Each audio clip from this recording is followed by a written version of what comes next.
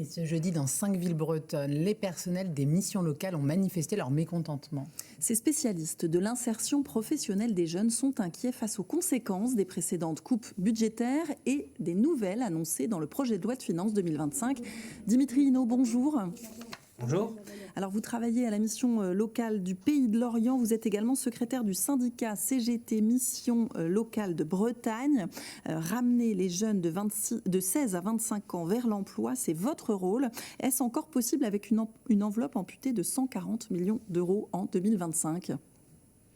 Ouais, ça va être très difficile. Alors, on ne les amène pas que vers l'emploi. Notre rôle est beaucoup plus large que ça, puisqu'on vise un peu, on vise l'émancipation des jeunes et leur autonomie. Alors, ça peut passer par l'emploi. L'emploi peut être un levier pour y arriver, mais ce n'est pas notre objectif n'est pas le placement à l'emploi pur et simple.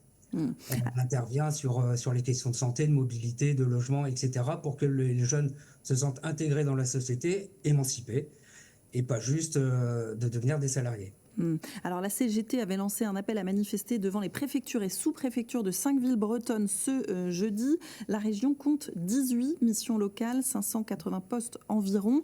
Un tiers des salariés s'est mobilisé donc aujourd'hui. Et parmi eux, des soutiens de partenaires. On écoute Christine Perrier de France Travail 29. Nos métiers sont encore en train d'être déconstruits progressivement, que ce soit dans les missions locales ou à France Travail. Les collègues qui sont en contrôle de la recherche d'emploi ont été multipliés par 3 cette année.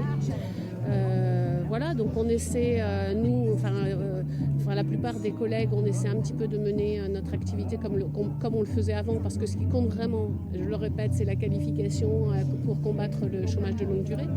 Donc voilà, mais c'est vrai qu'on nous demande du reporting de chiffres, de l'administratif. C'est au détriment des entretiens physiques avec les jeunes ou avec les demandeurs d'emploi. Alors plus d'administratifs, moins de temps pour les jeunes, pour les entretiens. Quels sont les dispositifs mis à mal aujourd'hui et qui ont pourtant fait leurs preuves, Dimitri Hinault ?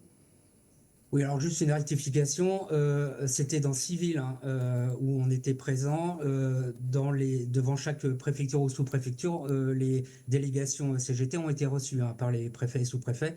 Donc les dispositifs qui ont été mis à mal en 2024, il y en a 2 essentiellement. Le PACEA qui est un dispositif d'accompagnement qui permet d'attribuer une aide financière assez modeste aux jeunes, et qui là a été tout simplement, l'aide financière a été réduite à 0 par la fin des crédits qui avaient été alloués en avril 2024.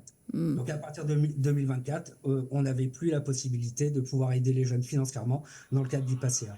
Le deuxième grand dispositif que les missions locales ont à mettre en place, en même temps en concurrence avec France Travail d'ailleurs, c'est le contrat d'engagement jeune. Le contrat d'engagement jeune avait été mis en place en 2022.